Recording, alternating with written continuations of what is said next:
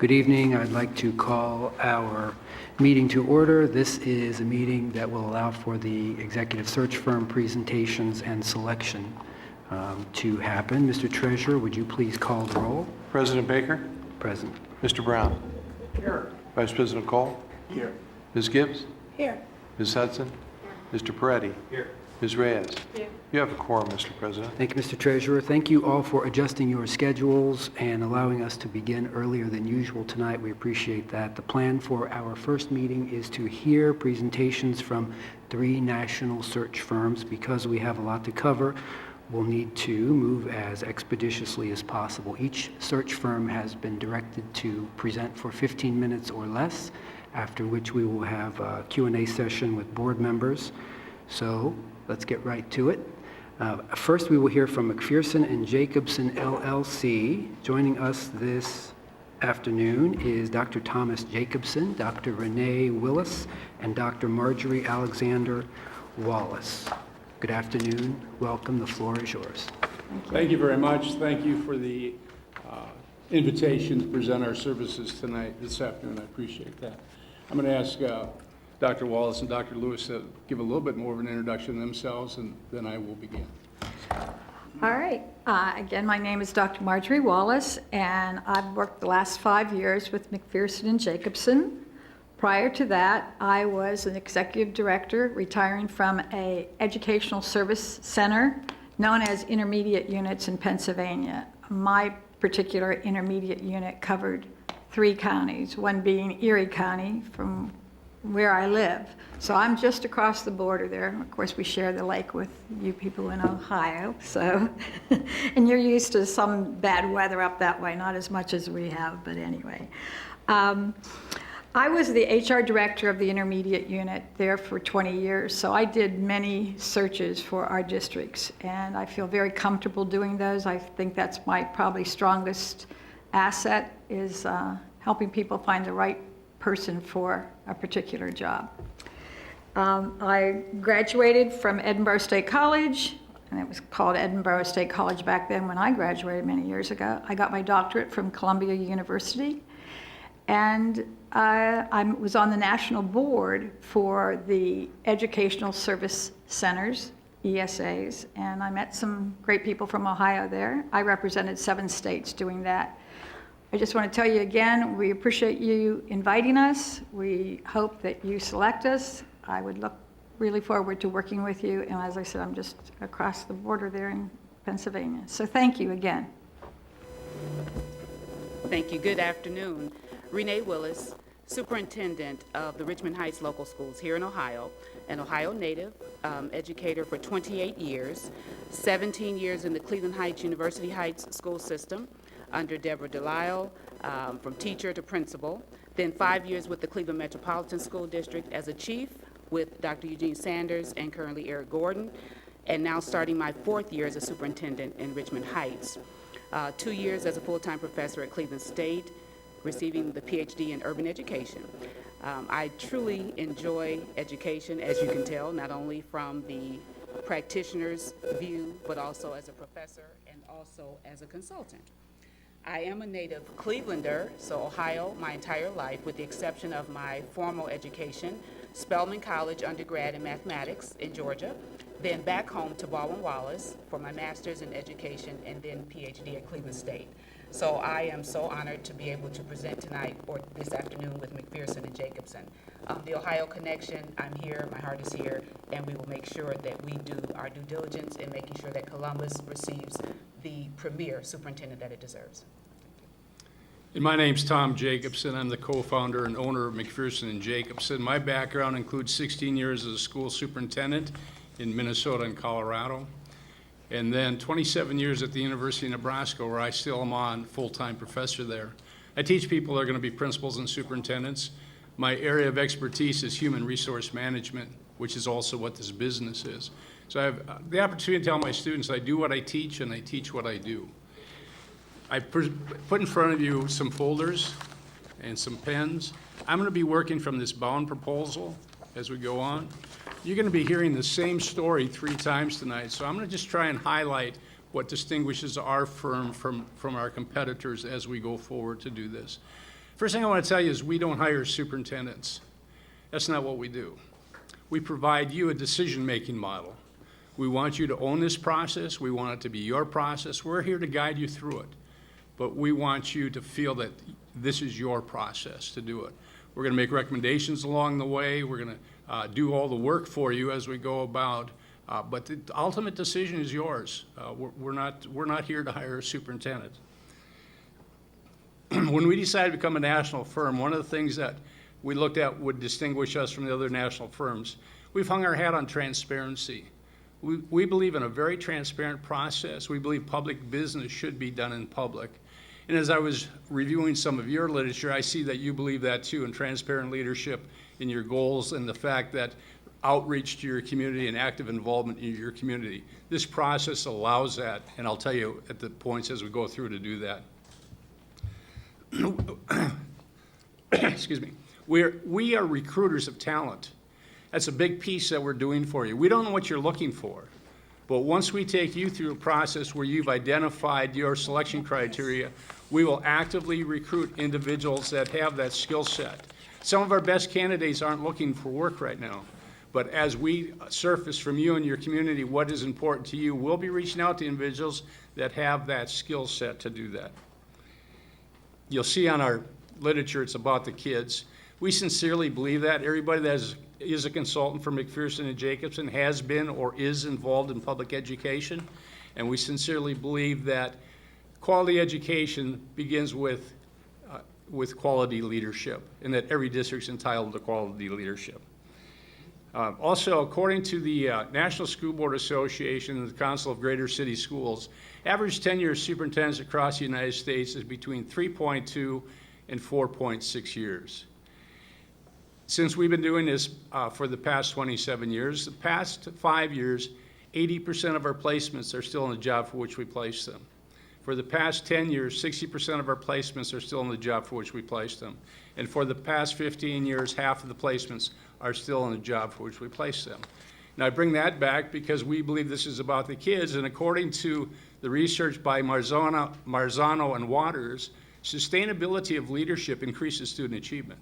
We want you to find the right person, have them come in here, and make a difference for your children in this district.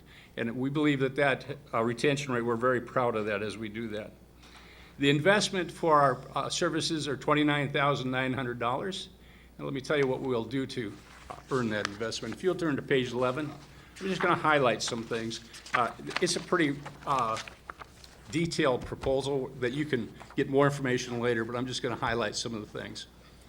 The very first thing we do is we take you as a board through a research-based, consensus-based decision-making model called nominal group technique. Using that, we're going to have you surface your top 4, 5, 6 things you want your new superintendent to have. And that is going to initiate our recruiting piece. We're also going to be asking information from your community that will be part of that, but we start with you as the board to do that. We'll take you through your timelines and target dates. We're going to ask you when you want your superintendent to start, and then we'll backload a calendar to fit that process so that you're able to manage that. We'll talk to you about our advertising and outreach. Included in our price, it's on our website, which gets between 200,000 and 300,000 hits a month because we're a national firm. We reach out to all state school board associations, all state administrator associations. We also have all the social media. I don't know how it works, but I got an office staff that's wonderful to do that. We'll also talk to you about media advertising, AASA website, top school jobs, but we'll talk you through that process and on how we want to cast as wide a net as possible to attract the very best candidates. We involve your stakeholders in 2 ways, at the very beginning of the search and at the very end of the search. Well, what we'll do at that first meeting is have you identify your stakeholder groups. Now, there's some very typical ones. You've got your central office staff, your principals, your teachers, your classified staff, your students. Those are very easy to manage, but every district's unique. So we're going to ask you to say, who are the stakeholders you want us to reach out to? We'll probably have a team of 4 individuals here for a week meeting with them, gathering input as we go through. We've met with ministerial alliances, we've met with chamber groups, we've met with business groups. Every district is unique that way. Also, open community forums where people come in and do that. I'll talk more about that later.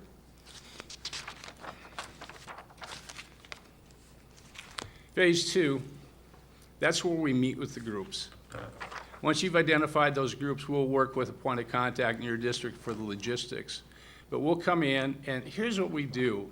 We meet with them face to face, and we have 4 questions we ask them, and we ask all the groups the same 4 questions. What are the good things about this community? Second question, what are the good things about this school district? That's important to us because we're recruiting individuals. This is a two-way decision-making process, and we're recruiting individuals to apply here. So we use that information to sell you to candidates. The third question we ask them are, what are the issues here? If you could talk to this new person coming in, what would you want him or her to know to be successful here? Every school district has issues, increase in enrollment, declining enrollment, facility issues. We want to surface the issues from your community as they see them. And we share that with candidates as we're recruiting them. Then the final question we ask them is based on that, what are the skills, qualities, characteristics they think this person should have to be successful? We take that along with what you've given us, that builds our matrix for our recruitment and our screening process as we're going through this. And I think that's a major part of that retention rate is identifying up front what's important to this community to do that. We want to meet with everybody when we're here. We'll have multiple meetings. We know we can't do that. So those same 4 questions are available online in a website. At the completion of that, we will prepare for you a report. We write down everything we heard from every individual, and that will be submitted to you. We tell them they're not identified as individuals, they're identified as groups. So it'll be teachers. Here's what they said the good things about the community. Here's the good things about the school district. Here are the issues. Here are the characteristics. So each group will do a summary of that. We'll go through and read through that and prepare for you an executive summary. Here are the recurring themes we heard from all those groups. And we encourage you to post that on your website so your community can see it and our candidates can see it. And it's a validation to your community that they know they've been heard when they read what they said has been printed and been given to you in a report to do that.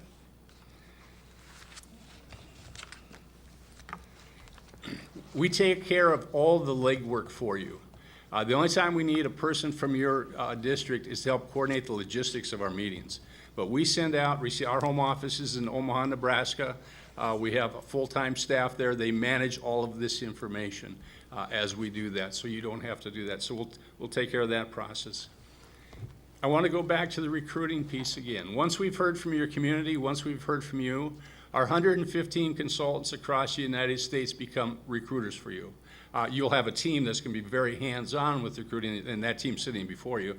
But we reach out to our 115 consultants and say, this district is looking for an individual that has this skill quality. Who do you know?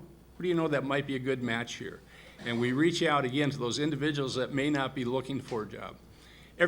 Our application's online, a website. Anybody can apply through us, and they do, and we manage that in the home office. But the recruiting piece is trying to find the right person. Now, someone may just apply out of the ordinary that's going to be a great candidate, and that's fine also. We don't want to eliminate anybody. We want a very wide open program. We'll work with you to set up your interview procedures and some interview questions and schedule so that you're prepared. And that's your time. That's where you're sitting across the table from somebody, looking them in the eye and asking them questions. When we come in and meet with you, we'll have done all the background stuff, but part of the decision-making process is that intuitive part, and that's when you're talking to the individuals and doing that. When we talk about a transparent process, and I'm going to come back to the other part of stakeholders, we do talk to our candidates that their names are held in confidence until such time they're a finalist. And then we encourage you to make those names public. Some boards say, no, we want to keep them confidential. That's fine. We're here to guide you through the process. All my consultants go through a training every year, and I continue to tell them because every board is different. If it's not illegal, immoral, or unethical, we'll do it and adapt our search protocol to your unique needs to do that. So those names are held in confidence until such time as that they become a finalist. Throughout the process, we're sending emails to you as board members, as a group, keeping you up to date of where we are with things that are happening and what we're doing so that you are in the loop through this. We do like to have a point of contact in the district who we communicate through, and so there's a lead consultant, a point of contact, but we want to make sure that we're inclusive to the board so they know what's going on. Phase 3, page 15. Here's a piece I think we do better than anybody, and that's our vetting process. What we do is, once we have all the applications, we sit and read through every one of them. And we begin comparing them against your matrix, what you're looking for. And we do begin a little sorting process at that point. But we're reading every individual's information to do that. We then are going to have a phone call amongst ourselves after that and say, so what are we seeing here? Who looks like a viable candidate? Is there anybody that we should drop off? And I'll give you an example. We did an urban search, and I had a school district bus driver apply for the superintendency position. So sometimes one just drops right off because of that, to do that. Once we've done that, we begin our reference checking. Been in HR for 40-plus years, has yet to find someone that puts a reference down and doesn't like them. We know that. We start with them. We have our list of questions that we're going to ask them based on what you're looking for and how long they've known them, what capacity, those types of things. We have 2 questions at the end that are critical to this process. Second and last question, is there anything in this person's background, if it became public information, would be an embarrassment to this district? That's one we learned along the way. We used to say, any skeletons, anything I haven't asked you? Real easy to say no to that. But when you phrase it that way, and I'm going to tell you 99% of the time there is nothing there. Occasionally there's a hesitation. And we say we are professional consultants, this is confidential information. Just because we hear it from one person doesn't make it so. So our last question is, would you give us a name or 2 or 3 other individuals that could speak this person's ability? They do. We call them, ask them the same list of questions, including, would you give us a name or 2 or 3 other individuals to speak this person's ability? We go a minimum of 3 removed from primary references, and what we're looking for is consistency of answers. Because we're going to be presenting to you what we found out about these individuals so you can make a decision whether you want to bring them in for an interview or not. We also conduct pre-interview videos. And so we have a 9-minute video of people that will be presenting to you, answering 3 questions. Also, more information to you as you take a look and review those individuals. We'll work with you to develop your... He's asking something. We have reached the 15-minute time limit. I'd ask you to conclude quickly. Okay, I will do that right now. When we meet with you, we don't take anybody's name off the list. We present to you what we are calling a short list. These are the individuals that we think most closely meet what you're looking for. Take you through a quick process to have you identify who and how many you wish to interview. We take care of all the details of setting up the interviews, all the logistics of the interviews. Typically a 2-person decision. Our process calls for involvement of the significant other's spouse to come in and do that. I'm going to jump to our phase 5 and quit. Phase 5 is we come back and work with you for 1 year and your new superintendent and take you through a process where you identify performance objectives for your new superintendent. Another big piece of that retention rate, that transition piece. With that, we offer a 2-year guarantee. If anything happens, if the person becomes ill and can't continue, we come back and do your search for fees only. We're with you until you've successfully hired. Our fees are fee until you've successfully hired. Sorry I went over by a couple minutes. Thank you, Dr. Jacobson. All right, now, colleagues, you have before you a document, the scoring rubric, and so as we go through each of the 3 finalists, I'll ask you to rate each of them on these items here, tally your score at the bottom, sign, and we'll submit these to staff. At the conclusion of the 3 presentations, staff will tally the rubrics, and we will then know who we have chosen. So, having said that, what I'd like to do is start with board member questions. And so I'll start with the Vice President. Mr. Vice President, please. Thank you, Mr. President. Thank you so much for your very thoughtful presentation. Quite impressed. My question deals with adherence to timelines and challenges. Have you experienced any at all? What were they and how did you navigate those challenges? I guess be more specific, what have been your barriers or challenges to adhering to timelines for searches? How did you address those situations, if at all? When we come and meet with you at the very first meeting, we address that issue, what your timelines, what your desired are.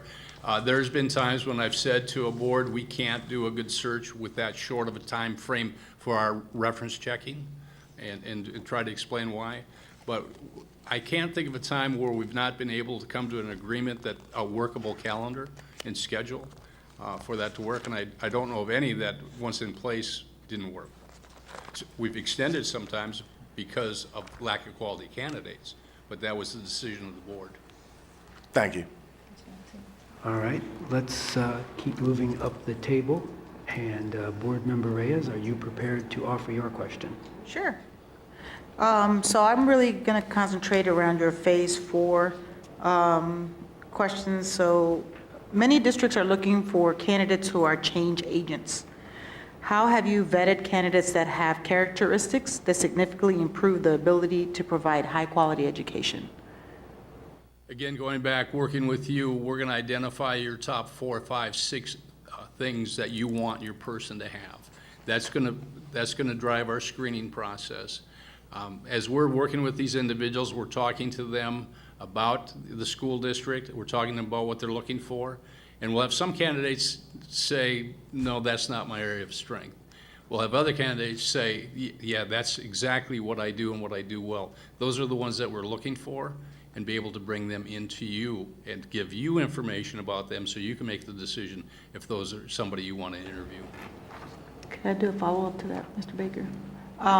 So a lot of times people can say, yes, I do this, yes, I do that. How will you collect examples of proven ability to meet the objectives that we're...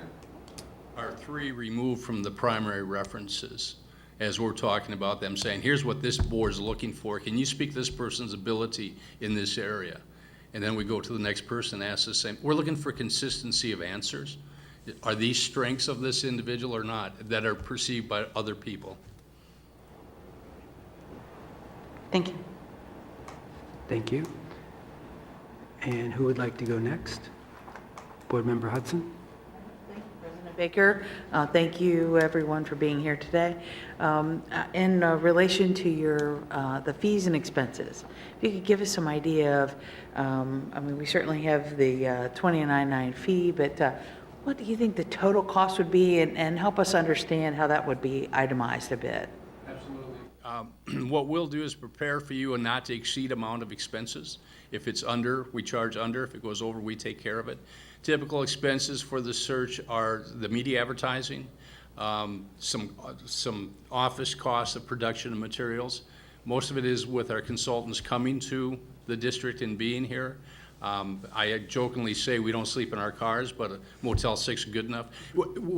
Our reputation is built on what we deliver. And if there's ever an issue with our fees, we take care of it. We don't want to spoil our reputation. So we'll provide you a not to exceed amount. Okay, very good. Thank you. Thank you. Board Member Preddy. Thank you very much for taking the time to come in today. Thank you for the material that you provided. It was very helpful. Looking at the material, it does look like you have a lot of experience looking at urban school districts ranging from anywhere from 12, 13,000 to the very large districts in Clark County and in Orlando. So I guess my question is, what sort of experience in conducting successful national searches for urban school districts, what have your experiences been with that, and can you explain some of the efforts that you would use to recruit a diverse pool of candidates? Again, I'm going back to my 115 consultants that are active recruiters. We have a national recruiter, Dr. Steve Joel, who is well connected on national level. In all of our urban searches, he has been a part of the team in the recruitment piece to do that, starting with Las Vegas through Raleigh, Durham, Charlotte, Mecklenburg, Orange, all of those. We've always had we've never had a problem getting a good slate of candidates, that we have the ability to reach out. In fact, one of the problems we do have, and it's a good problem, is getting the board to narrow it down, because we've got some quality people there. And we spend time with you talking through them and what we see as their strengths, their weaknesses, and their fit for you. But bottom line is you're going to choose who you're going to interview to do that. Did that answer your question? It Go did. ahead. It will also answer part of Mr. Gray's question.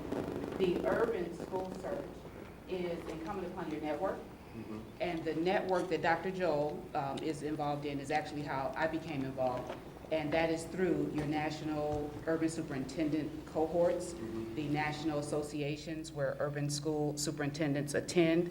So we are deeply vested in those organizations. And that's the value added that I could bring to this search. Thank you. Follow-up? Yes. You know, state by state, there are a lot of differences in laws that affect school districts. Do you see potential, do you find a lot of candidates, especially for large districts like our own, are you finding it that a lot of school districts like ours are pulling from within the state and people that understand some of these policies and different state laws? Or are you seeing, you know, that's not really the case and they're able to adapt quickly? When we get to the urban level, we see that there's more of a national outreach and people switching. When we do our smaller districts, we tell the boards 90% of your applicants are going to come from your state or surrounding states. When it comes to the knowledge of that, one of our business models is a national firm with local consultants that understand your laws, your regulations, so that we're adhering to those. When we're working with the candidates, those are questions we're asking them of their familiarity with the nuances of your state. All right, who'd like to go next? Mr. Brown? Sure. Good afternoon. Couple things. First, if you'd please talk about, again, the overall recruitment plan that you have, how you would go about that recruitment, any tools, tactics, things that you've used to show that you've been successful with this in the past. And also, how do you balance the importance of transparency and sunshine versus the need for confidentiality, particularly with some of the candidates? All of our candidates have agreed to and know, if this is what the board desires, that if they're a finalist, their names will become public information. We've done that in every one of our urban searches, and that's what the board has wanted. Now, the individuals that are not moved forward, their names do not become public. I want to bring in another piece that I forgot to mention earlier with our transparency piece, and this has to come with that openness process. We encourage you to have a committee of those groups we met with, so a committee of teachers, about 8 to 12, a committee of students, a committee of principals, that have an opportunity to meet each candidate. We tell them they're not interviewing the candidate, only you as a legal body can do that.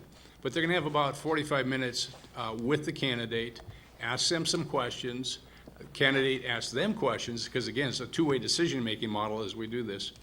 At the end, they're going to have a form to fill out, and it's going to say, John Doe, Jane Doe, here's what we liked about this person, here's any concerns we had about this person. It's a one form, consensus form per group. It gets put in an envelope and sealed, given to a point of contact. After you have interviewed all your candidates, after you've had your deliberation, then you open and read those. People have meaningful input into your decision, keeping you in control of the process. When they know they've been heard, they support your decision to do that. I sat with the board a few years ago where they interviewed 4, deadlock on 2. After the discussion, said, let's open, read those, and all the groups had one of the candidates above the other one. So meaningful input. Sometimes one just comes right to the top, but we want to get that information from it. Now, that's a piece of transparency I didn't talk about before. I'm not sure if I've fully answered your question. Is there? Well, on that piece of it, sure, but I first was asking about the recruitment plan. Our outreach is one, through our website, through all those advertising mediums that we talked about, through that, the individual contact of people that we know that may be a good fit here as we do that. We want as many people to apply for this job as possible so that we can screen them, go through them to see who may be a good fit for you based on your matrix. But that's, I mean, superintendency really is a small cadre of people in the United States. And so we know a lot of them already. and I have personal contact with them, and we'll be reaching out to them. Thank you. And I just have one other very brief item. As I was working my way through the various proposals, and we received quite a few, and I have to tell you initially, when I saw 70 pages versus most that are about half, I hesitated, but when I got into it, I started through the document, got to the table of contents, and about halfway down, the item referring to page 25 has 2 typos. Now, when I, hire people and they provide resumes, I pay attention to that. When I teach class, I pay attention. Why should we now overlook that error? And I wouldn't suggest for a moment that it's deliberate. It's inadvertent, I know. There's no excuse. There's no excuse for that. And so I won't even apologize. We hold ourselves to a higher standard than that. Could you point out the typo for me? Searches. 2 words there. Sorry. We've got 52,000 kids that we're educating, and we want them to do better than this. Thank you. Thank you. Board Member Gibbs? Yes, thank you. So I see you have an extensive amount of work in searches, and you have detailed a very specific plan and how you use your methods and protocol. Can you tell us about a time where the search kind of went off the track, right? When it didn't go as planned, without giving names or districts, but can you tell us about a time when it didn't follow the model? How did it get off track, and how did you get it back on track? An example is where I had a 9-member board, and we could not get them to agree on a final candidate. There were 3, 3, and 3. And so they started over on the search. And it was inability to get a majority for any, they had excellent candidates, but the inability to get the board to coalesce around one of them. So that's an example of how they didn't do it. Have you ever had a process get hijacked, or, maybe some other influence? I mean, something that just really knocked you off? That would knock me off 3, 3, and 3, but just examples of when it doesn't go so well. And how did you approach it, and how did your firm, what philosophy did you apply on the action that you took in that not planned, or those turn of events?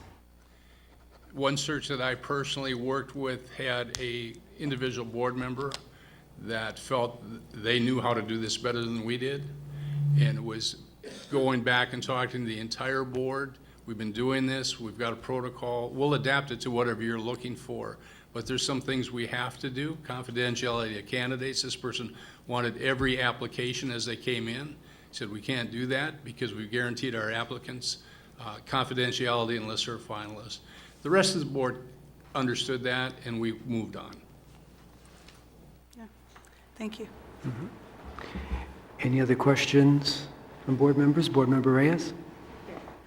Thank you. I want to go back to phase 5, where you state a continued commitment to work with your board and new superintendent for 1 year.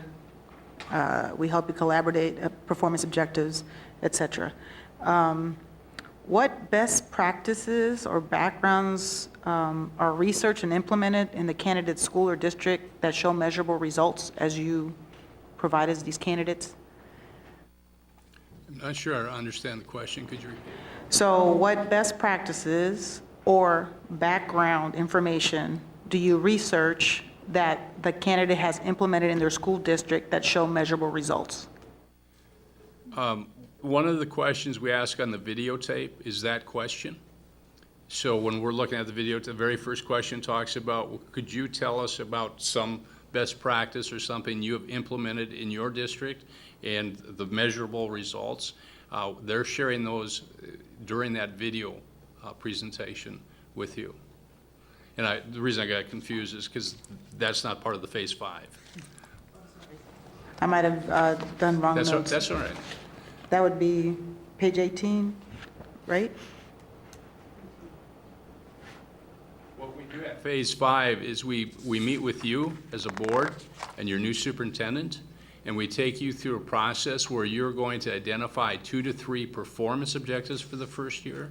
These are the 2 to 3 things the board wants you to pay attention to.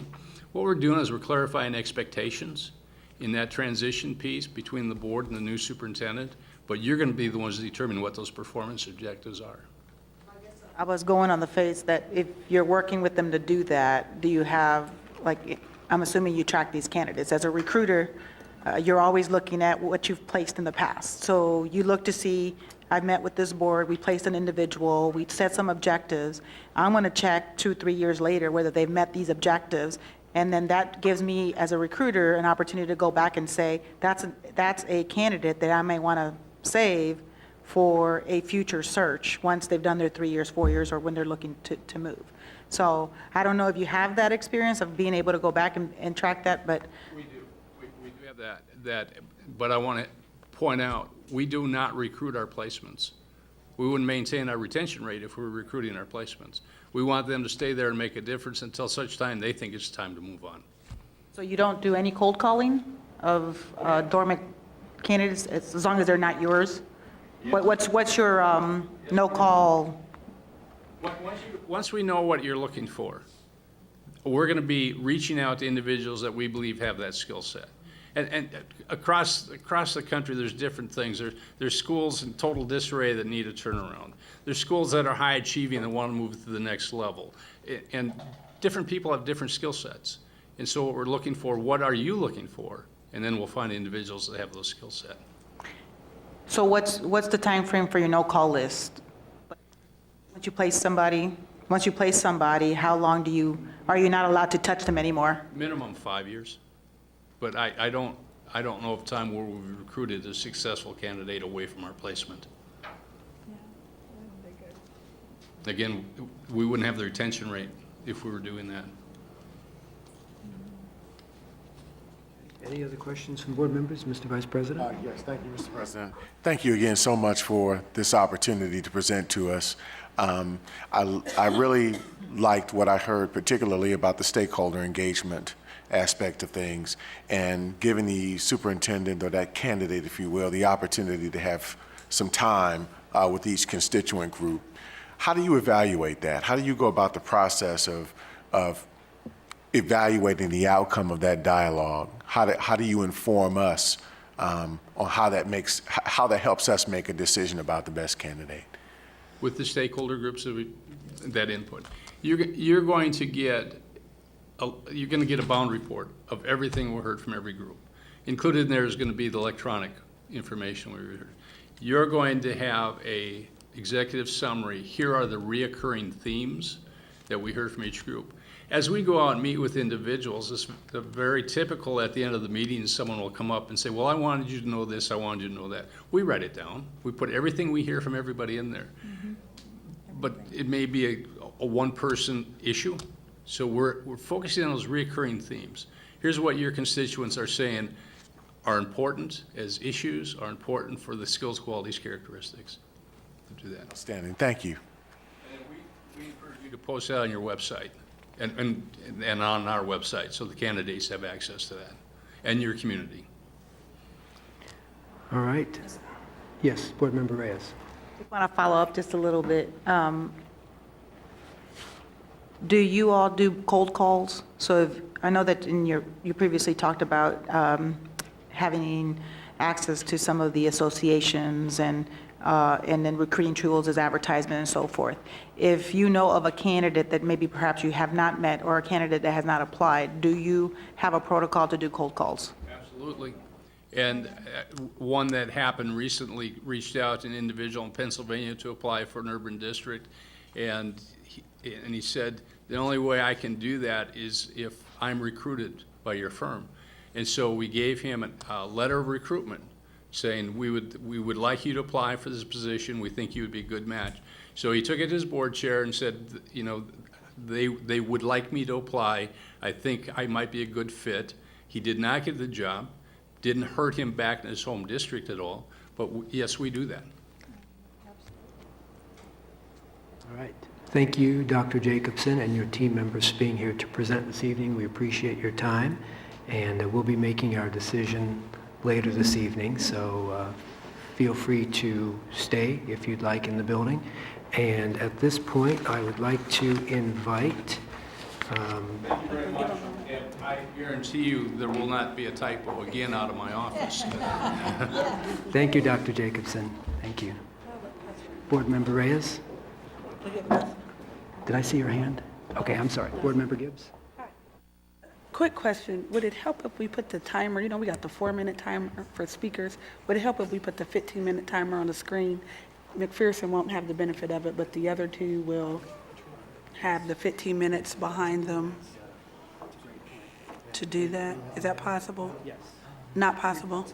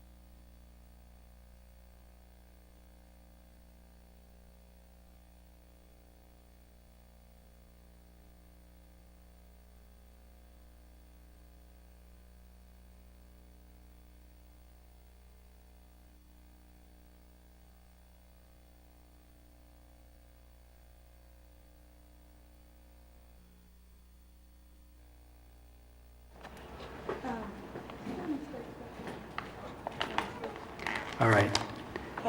All right, we'll just wait. We'll just wait 1 minute. We've got a colleague who would be back with us briefly. So HYA, you're at the table. We'll be right with you. Thank you.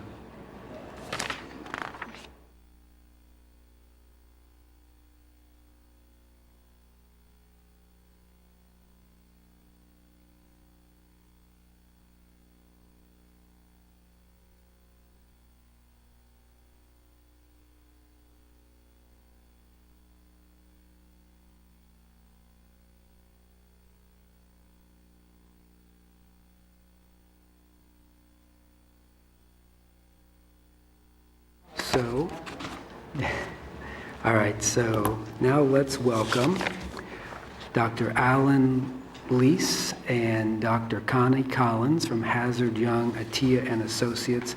And as you know, we are giving each firm 15 minutes to present.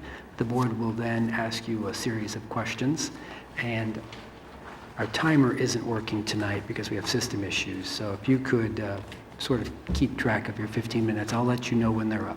So the floor is yours. Thank you. Good afternoon. I'm Alan Lease. It's good to see some of you again. I'm pleased to see that there's some stability in terms of the board. I think that's a very positive. The research all says it's very positive. For those of you who don't know, I was involved in the last superintendent search. I was also involved in the treasurer search from Hazard Young and Attia. So I do have some history with some of you and have worked with some of you in the past, and it's great to be back. My background is I'm a retired superintendent. I was superintendent in Naperville, Illinois, outside of Chicago. Prior to that, I spent my whole career in Fairfax County Public Schools outside of Washington, D.C. And I've been doing this work and with Hazard Young and Attia for the last 9 years. And Connie? And I'm Connie Collins, and I'm superintendent in Round Lake, Illinois. That's 50 miles north of Chicago.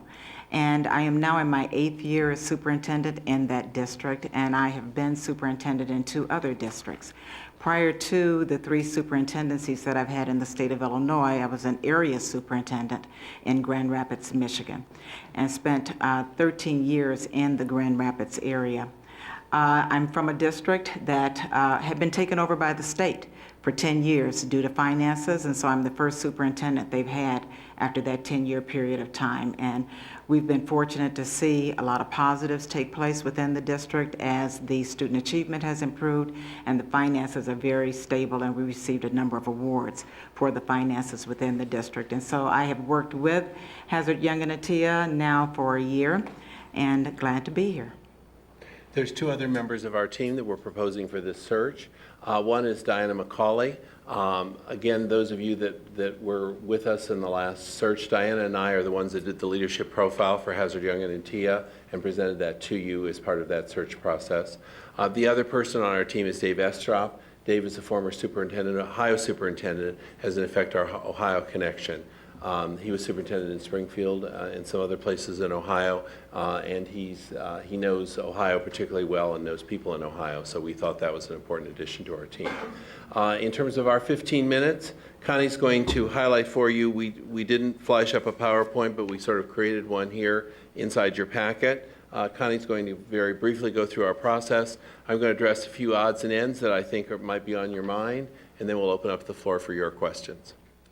With the scope of services that Hazard Young and Atia provides, there are 4 phases: the engagement phase, recruitment, selection, and transition.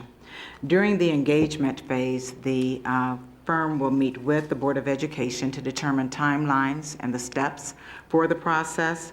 There will be a survey that will be completed that will be available to the entire community, and they will have an opportunity to complete that survey electronically and really let us know what it is that they're looking for in a superintendent and what characteristics they would like to see.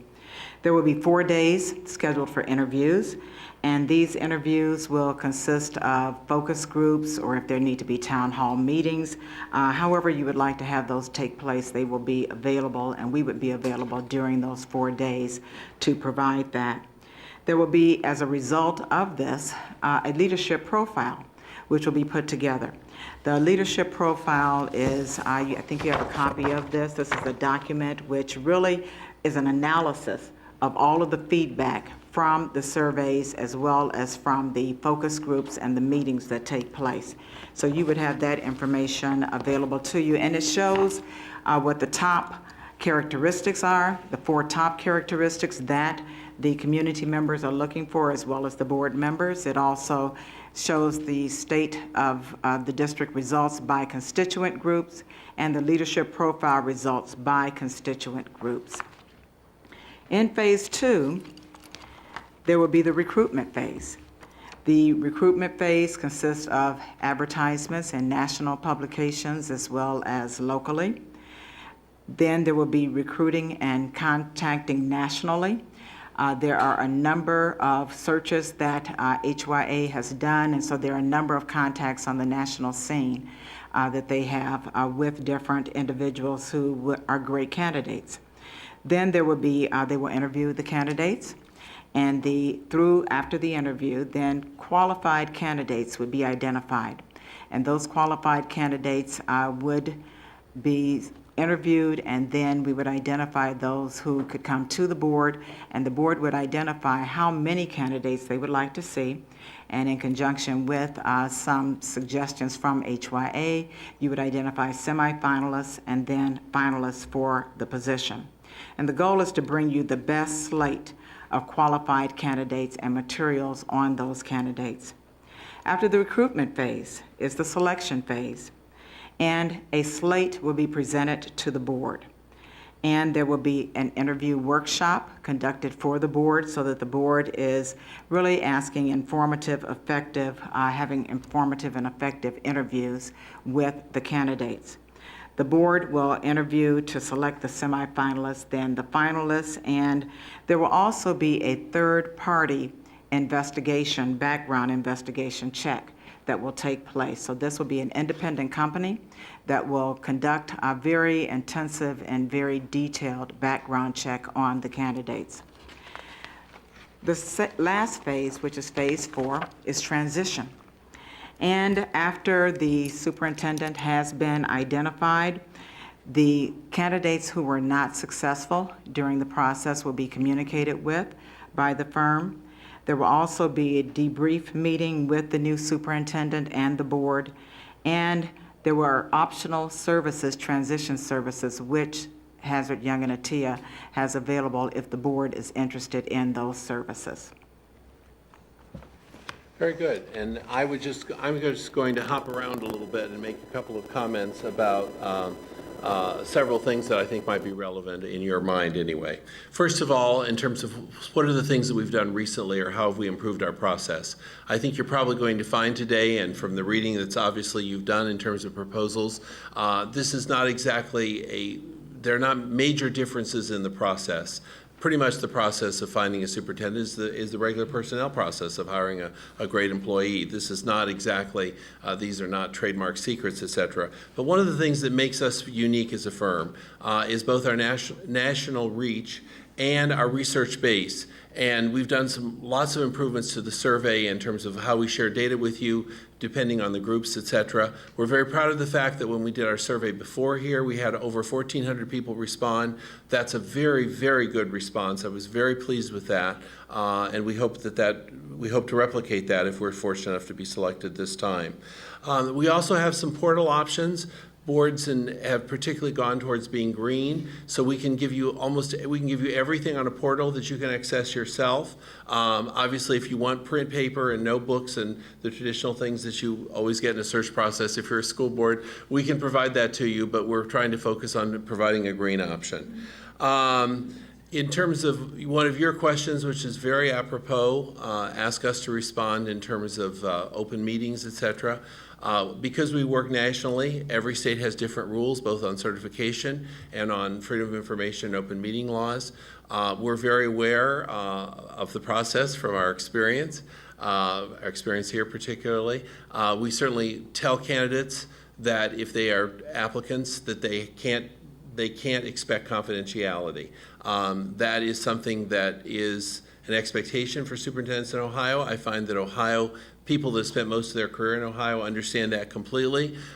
Sometimes candidates from other parts of the country don't understand that because it's a problem for them, particularly if they're a sitting superintendent, if it's discovered that they're in a search in Columbus for the superintendency. But we can work through that process.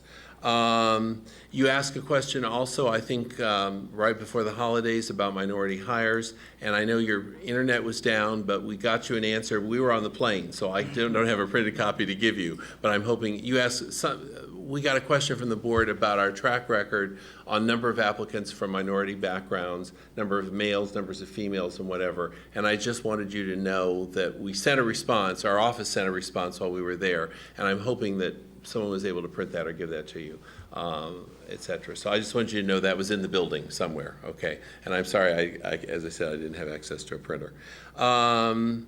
The final thought I would say to you is that from our experience in working with boards and our experience doing this in all sizes of school systems, the board is always in the lead. This is your search. There are times along the way in terms of community involvement issues and that kind of thing, how you want to do it, how, et cetera. We can do it a number of different ways. Our role is to provide you good advice. Our role, if you'll accept it, is to tell us we think that's a bad idea, maybe to one of your suggestions. I mean, that's our job as well, or that's a great idea, et cetera. But we understand that you're the ones, this is your search, this is your school system, and our job is to make that happy and productive and find you a great superintendent is the bottom line. With that, let's see, I was looking. I think I did reasonably well, so we'll stop and answer your questions now. Thank you very much, Dr. Leese, and appreciate your presentation, appreciate you being here tonight. So, board members who would like to pose the first question to HYA? Board Member Hudson, start at your end of the table. I'm looking from, here it is. Great. Thank you for being here tonight and work with you on the superintendent's or the treasurer search. So tell us a little about. He is, we're doing well.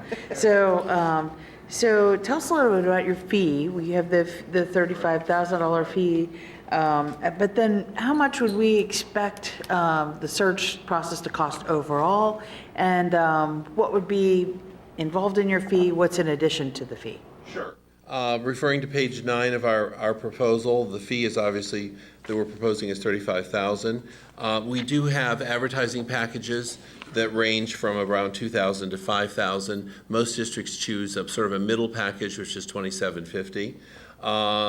The background checks, the less expensive background check is basically all of the legal documents, all of the any lawsuits, the degrees, fingerprinting, child abuse records, all those kinds of things. The higher fee gets into internet stuff, Facebook stuff, and other kinds of things that you might find on social media. And honestly, boards choose one or the other, and there's no particular preference for one or the other. It's just boards have different feelings about different things. The only time, I mean, it is just it is for one person.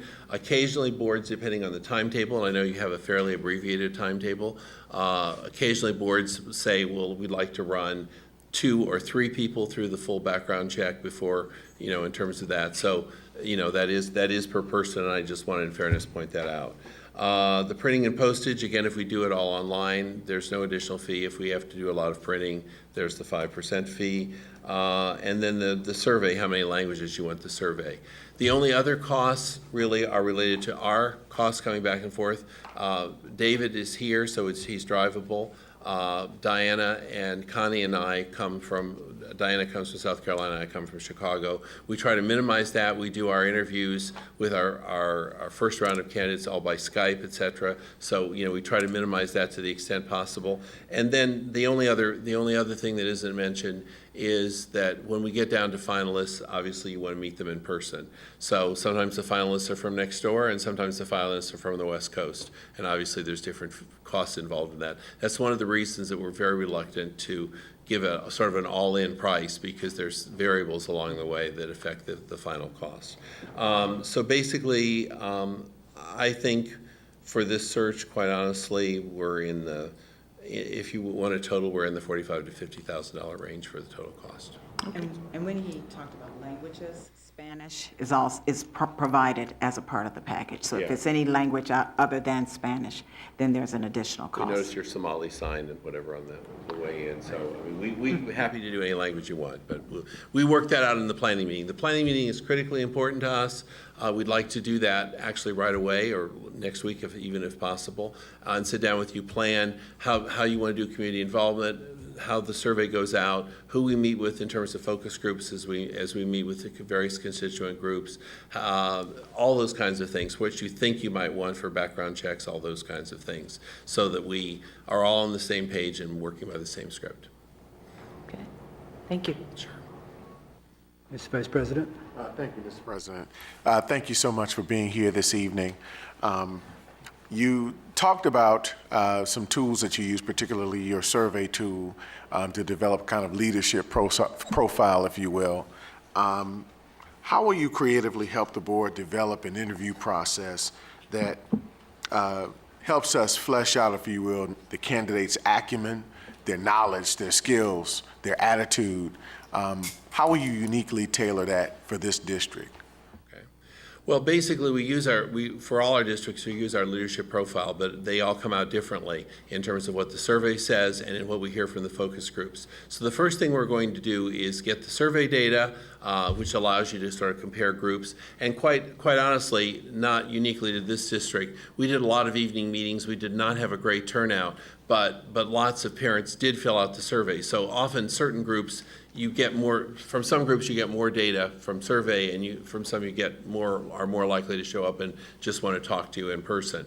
So basically, that allows us to create a set of desired characteristics. So what we're doing that's unique is coming up with a set of desired characteristics that match what we hear from the various people we've interviewed and from the focus groups, et cetera, as well as what we've gotten from the survey. So we come up with a list and we present that to you ahead of time. So we say, this is our proposed list of desired characteristics. You get to approve that, finalize it, and if you finalize ours or if you tweak it, that becomes in effect our script. We then help you and provide to you sample questions that get at those desired characteristics. I would imagine in a district like this, they would be about leaderships, and ethics would be certainly, for example, some of the questions, et cetera. We have data banks of questions. We come up with sample questions. We give you questions. We write a script for you, and we can even be here for the first round of questioning. Not sitting with you, but sitting outside just to facilitate in terms of that. So basically, once we've done the leadership profile, we have your unique set of desired characteristics. We're then using that to help write questions, and we're screening our candidates based on those same kinds of questions. So we're going to share with you, based on our interviews, who we think the top 3, 4, 5 candidates are. We're going to recommend to you that you interview 3, 4, 5, maybe 6 or 7, but it really depends. We're going to say to you, in the pool that we interviewed, we see 2 really strong people, 3 pretty strong people, and 2 people maybe you want to interview, maybe you don't want to interview kind of thing. We're going to be honest with you in terms of our perception. We're going to tell you about what we learned about them, both from our reference checks, not the in-depth whole thing in terms of that, but we certainly got to do some reference checks before we bring you any names. And then we're going to help you do a structured interview in terms of questions. So for the first round of interviews, we're going to be with you and set that up throughout the process.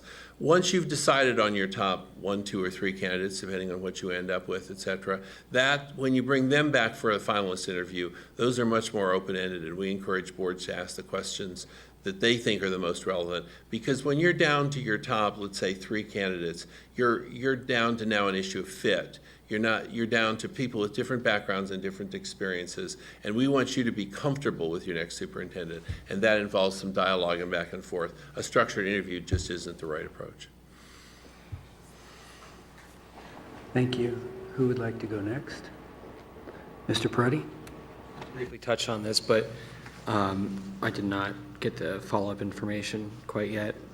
So I guess just kind of give me a few examples of some districts that you did some successful searches for that are similar to Columbus, and I guess what sort of efforts have you been using to make sure we recruit a good, diverse pool?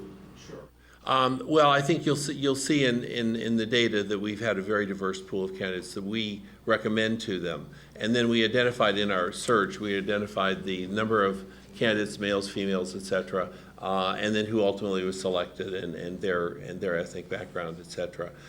In terms of how do we do that, we work through pools and people that we know of. We are in close contact as an organization with the various associations of Latino administrators, Black administrators, those kinds of things.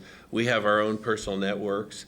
The one that I'm thinking about that most closely resembled this was Baltimore County, where we reached out. The interesting one there is, and we had this discussion before here, the interesting thing there was it was 100,000 students, and they were thinking they wanted an experienced superintendent, obviously fell in love with a wonderfully talented young African-American gentleman who had never been a superintendent before, but had a very successful tenure and just left Baltimore County, et cetera. So basically, it's the outreach, it's the contacts that we've already made. It's a little bit about placing ads, but mostly we get our responses from our web. I mean, people that in the superintendent world go to us, and we're now listing actually all the superintendent jobs on our web so that everyone has a sort of a one-stop shop in terms of that. Connie, in particular, has been strong in terms of minority outreach, and I'll let her talk about it. I'm secretary for the National Alliance of Black School Educators, where the office is in Washington, D.C., and so I've served in that capacity for probably about 1.5 years now. In addition to that, a colleague of mine and I for 7 years have been doing an Aspiring Superintendents Institute, which is held in Downers Grove, Illinois. And so we have seen about 20 of the graduates from the Institute, and we only take 35 per year, and they're from across the nation. become superintendents. So that creates also a pipeline and a network, and we continue to mentor those individuals and assist them in looking at job opportunities and applying for positions and assisting them through the process. Yes. State policies, issues around testing, different metrics like that differ greatly. When you are recruiting and looking at potential candidates, how do you sort of get a feeling that they are going to understand all the different nuances from state to state with a lot of these issues that you do see a lot of differences in? I think there's two parts to that. Number one is basically we ask very open-ended questions about how have you measured your success? What is your legacy as a superintendent? How have you measured what you've been able to accomplish? Because obviously school systems measure them in different ways. In terms of people knowing Ohio, when you're at a system the size of Columbus, it is very likely that there will hopefully be some candidates from outside of Ohio. And the reality is if they've been able to succeed in that kind of environment or in a largely urban environment, they're sharp enough to be able to figure out the testing patterns and those kinds of things. As I said, I spent my whole career in Virginia, and it took me a while. Illinois testing was okay. Illinois finances took a couple more months, but other than that, we survived. Thank you. Mr. Brown? Sure. Thank you, and appreciate what you've presented so far. You've talked a couple times about the recruitment plan, and wanted to just dive in a little bit deeper and talk with us about some specific tools, tactics, approaches that you've taken that have proven successful that you would include in a process for Columbus City Schools. We ask on our application, how did you hear about this opening, or what caused you to apply, et cetera. The number one answer is our website. I think I alluded to that earlier. So people are actually checking on our website and looking at opportunities, et cetera. The reality is that people in the superintendent world feel it's getting time for me to go, or my family's getting at a point where my kids are graduating from high school and I could now think about relocating states or whatever. So the reality is that there's a lot of people are looking at our website.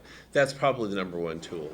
We certainly recommend Education Week, both online, et cetera. We have, as part of the advertising package, we use ASA, the Superintendent's Association, the Black School Administrators, the Latino Administrators, et cetera. We placed on those websites, et cetera. We use our own network in terms of our associates and letting them know in terms of what we're looking for and what kinds of districts that are, et cetera. We call each other frequently. We keep track of people that we know of in time and where they are in their career.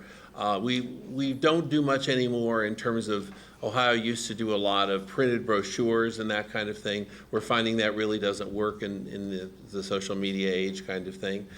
So basically, it's a targeted ad campaign, lots and lots of recruiting and calls, and using our own website. And it usually nets a good pool of people. We're focused on people that want Columbus. We do allow people to say, I'm interested in a superintendent in the Midwest. We don't count those people when we count our numbers in terms of people that apply. We want people to specifically raise their hand and say, I want to apply to be superintendent in Columbus. I also would like to add to that. I know with the institute that I talked about earlier, we have search firms come in and present to the aspiring superintendents and also interview the aspiring superintendents, and HYA is one of the firms that comes in and does that. Also, I had an opportunity representing HYA to go to Illinois Association of School Administrators. They have a conference where they train also aspiring superintendents, and so I had an opportunity to interview aspiring superintendents who were there at that institute. So we are out and about and exposed to a number of individuals who aspire to the superintendency as well as those who are sitting in the superintendency. And just one brief question about both the importance of transparency and sunshine and public process versus the need for confidentiality, particularly with some candidates. How do you balance those? Well, not very well in terms of Ohio, and I don't mean that in a negative way. It's just they're different rules in different states. The reality is that applicants are in a much more public environment when they apply in Ohio. We collect, well, first let me go to your transparency issue. We collect the data from the surveys and we do the interviews and focus groups in every district that we do, because that's our way of saying this is your chance in an open-ended way to get involved in the process and tell you what you need, tell you what the district needs in a new superintendent. Then we can do meetings with targeted groups, et cetera.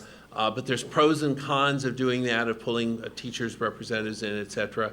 So we just want to talk that through with you in the planning meeting of what the pros and cons are. The reality is that a superintendent that is super concerned about confidentiality probably is going to say no to applying for Columbus. That doesn't mean you're not going to get a great superintendent. I think you are, because there's so much positive going on in the district. But there are some people that are hypersensitive about this being completely confidential until they're practically the anointed one, kind of thing. And that reality just doesn't work here. And so we just need to be upfront with that, et cetera. But that also means that the public feels that the process, that they've been able to follow the process, so it helps really with the buy-in. So I'm not knocking it. I'm just saying it's different, and you just work with it, and you make sure you're fair to the candidates, and you make sure you're following the law, and you make sure you're doing the right thing for the board. Thank you. Thank you. Ms. Gibbs? Yes, thank you, and thank you. Good to see you again. So I've read your materials and been a part of a few processes, and everything's well laid out in terms of your plan and your protocol. Can you tell us about a time when your search did not go as planned, when it kind of went off track? You know, what did you do and how did you bring it back to get back on track? Okay. Well, I certainly didn't do all of these myself. I don't think I've ever had a search that completely went off track. So I'll just say that I'm not anxious for this to be my first by any stretch of the imagination. I have done one or two non-superintendent searches where the first round of candidates, I think the school district I was working for, and I just did one, agreed they really didn't have the person yet. So we did a whole other round of advertising, et cetera, and went around again. I don't think that would be necessary here, but I would tell you, whether you choose this or not, that I think it's always good to have a contingency plan in case you don't find it. I mean, I think you're in a really great situation because you're going out in the fall, but you just never know. There's just an element of unknown here. In terms of the search firm itself, we've had one superintendent search in California where the board just didn't feel that they got the right candidate, kind of thing. They paid us, but decided to do a second round with another search firm, so they made that decision. We had a search in a Midwestern city where a person there was an internal candidate. The person that ended up being the top candidate was not an internal candidate. That caused a lot of division, and the board stopped the search at that point in the process.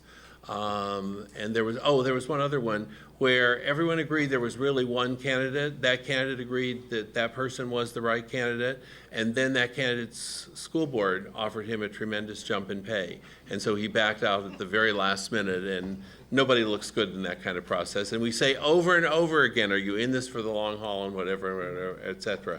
But you just can't predict human nature, which reminds me, I always need to say, this is my other maxim for whoever you choose. There's always surprises. There's no one of these searches that is the same. There'll be something that happens here that we weren't exactly expecting to happen. And our job is that we trust one another and we work it through with you.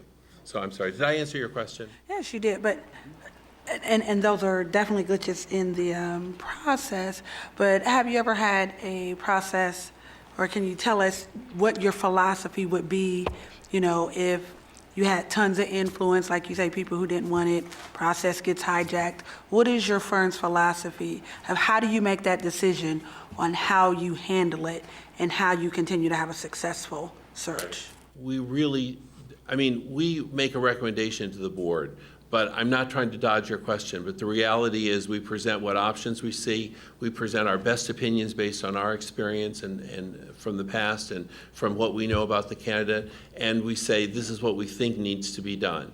If you need to do another round of the search, we will certainly do that without charge. We're willing to do that. If the person that's selected doesn't last for more than a year or two, we'll come back free and do another round of the search. Those things rarely happen. But that has to be the question you're asking, I think, has to be a joint decision we can make recommendations, but it really is, again, we're working for the board. And so we say, these are your options, and you have to weigh the things. In the one search that I'm thinking about, it was really a great candidate, but obviously the local politics was such that it didn't seem that that person was going to be able to set foot and be a superintendent and pull people together in the ways that were positive. And ultimately, that's what the board decided. So they went around again for through the search process. Thank you.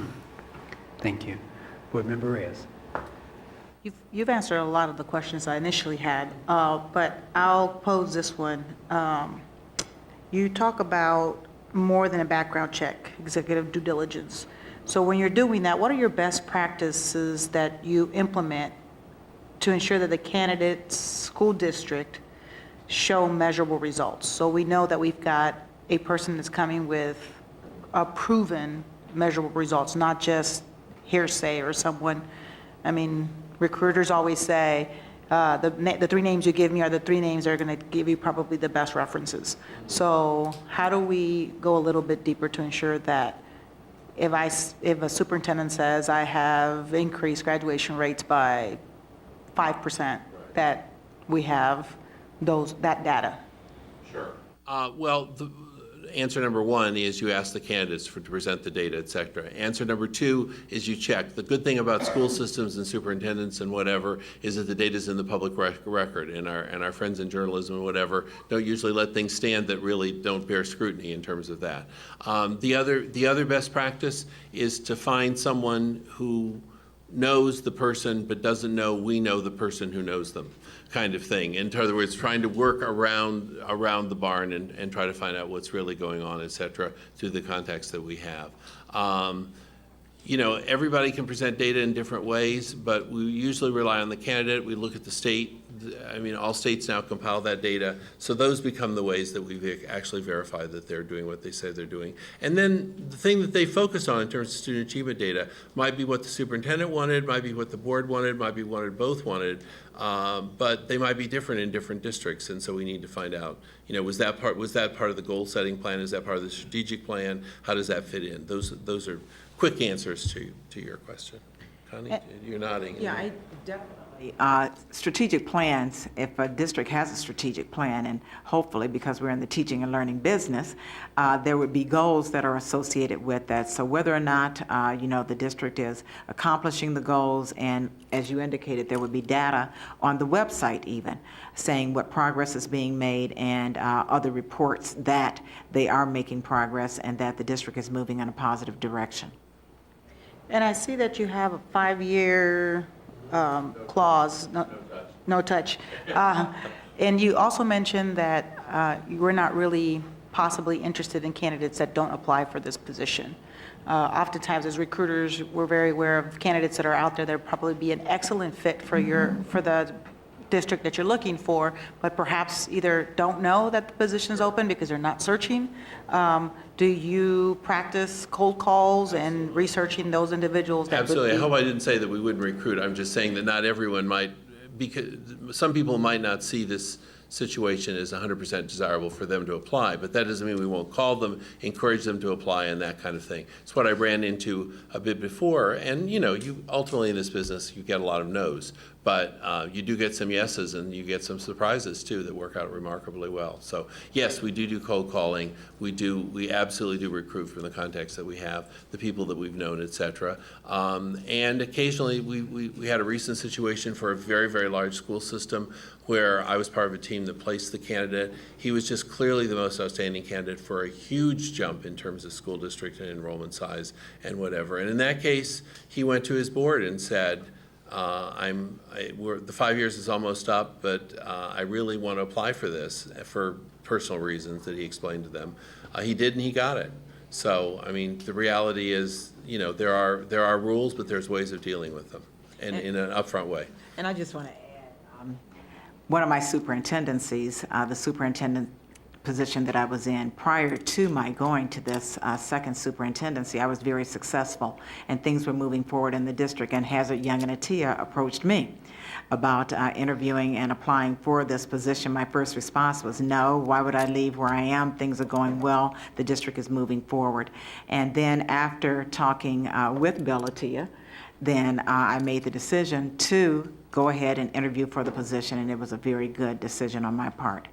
And I was there for 5 years. We look for the people that don't know that they might want to be superintendent. So, Thank you. Questions? Any other questions, colleagues? All right, Dr. Leese and Dr. Collins, thank you very much for being here this evening. appreciate your efficiency. Thank you very much.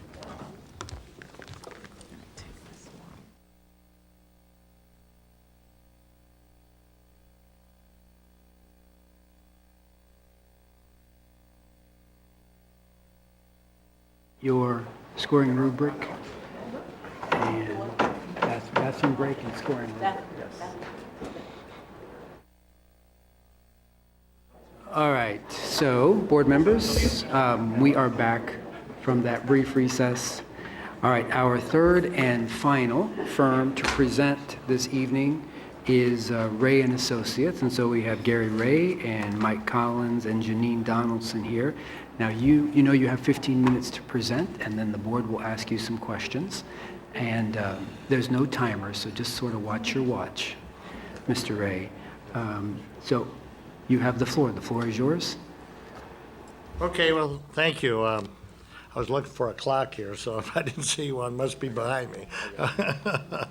Okay, we got it here. As you introduced me, my name is Gary Ray. I'm president of the firm as well as chair, and I've given each of you a folder, and it says on the front, Finding Leaders for America's Schools, and that's all we do. And we've been doing that for 43 years, and still doing it. And inside your packet is a request for services, what sets us apart, why hire Ray and Associates.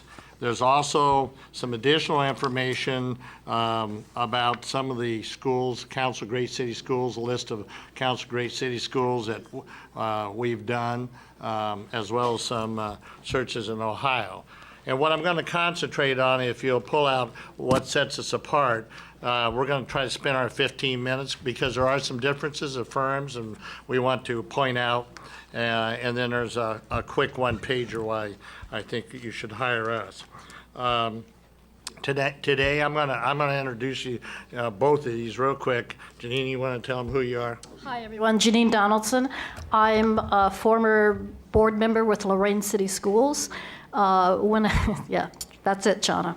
And so when I transitioned from that, I was active with the Ohio Civil Rights Commission. My day job is I'm the CEO of YWCAs in Lorraine County. I do work with Ray and Associates as they need me in the region, and we've had a very active region here. She's been here 10 years, all right? Hi, it's a pleasure to see everybody again. Mike Collins. I had the privilege of serving on the Westerville board and had the privilege, not long enough, but to working with Dan, as you know. And for the last 8 years, I really had the privilege of trying to be a representative of yours. Since I have left the state board, I founded and am president of a new group called the Michael Collins Group that just does educational consulting, primarily for state organizations, associations, and departments, and in the areas of marketing, organizational development, and policy. And it's an absolute privilege and to have had an opportunity to join Ray and Associates in an associate capacity. I actually did this based on firsthand experience in that my last two searches as a member of the State Board of Education, Ray and Associates did it, and when I saw what they did, and I went through two others in the state, at the state level, and I had an opportunity to do two at Westerville, and this was by far the most sophisticated group, so I'm just thrilled to be a small part of it.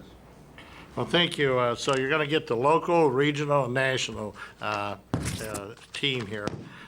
Let's talk a little bit about the firm inside. I think it's all important for you to know a little bit about us. As I said, we've done most of the Council Great City Schools, and we have been in business going on for 43 years. We're very familiar with Columbus, as well as done a number of Ohio searches. We did the chief academic officer here, as the chief operating officer as well, so we're a little bit familiar with you. On page 3, the pages are numbered at the bottom. I had mentioned to you that We've been in business since for 43 years going on. We're the only search firm that's still kind of owned by the same individual for all these years, and that's me sitting here. This search is very important, so I will be working the search. This will be the team, so we're not going to come in and sell you something and then have a bunch of other people show up. We may have to add some depending on how much of a span you want to go out there. It's important for you to know that we kind of specialize in urban districts as well as I mentioned the Council of Great City Schools. We've done a lot of state superintendent searches for various states, not only here in Ohio, but all across the country. And we just finished one in Michigan that we did their search as well. And those states wouldn't be hiring our firm if there's a lot of issues out there and problems with us. But that tells you a little bit about us. Our associate continuity is important for our associates stay with us a long time. And I don't know if I'm that good a boss to them or not. I think I maybe I'm overpaying them. I don't know, but they stick around. They do a great job for us. And I want to also tell you that the firm is, and we're very proud of this. We're a very diverse firm. Very, and Janine's going to talk about that a little bit later, but I'm real proud of that. And speaking of that, she's going to talk to you a little bit about the diversity piece. Well, I don't know how I feel about being the person speaking about diversity, being the woman of color and being a woman, but I will do that. And I'll do that because that is actually what got me involved with Ray and Associates in the first place. I mentioned that I had served on the Lorraine Board of Education. I served there for 12 years. During that period of time, I was, had various leadership roles with the board, but what I was most proud of was that we were able to bring to Lorraine City Schools our first female superintendent. And that person was Dr. Dee Morgan. She was priorly worked for your district, and she was just an outstanding superintendent in our district. And so when it came time to find a replacement for Dr. Morgan, we looked to Ray and Associates again. And at that time, we hired Cheryl Atkinson. Cheryl was also an outstanding leader. Cheryl was not only a female, but she was an African-American female. So when my time to leave the board happened, Ray and Associates reached out to me to ask if I would be engaged in helping them find quality leadership.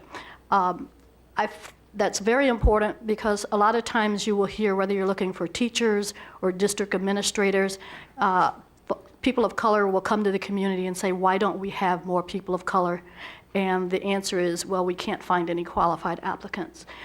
So it was really impressive that a firm out of Cedar Rapids, Iowa, was able to come up with both searches with quality candidates of color. I've also worked just recently with the Cincinnati search.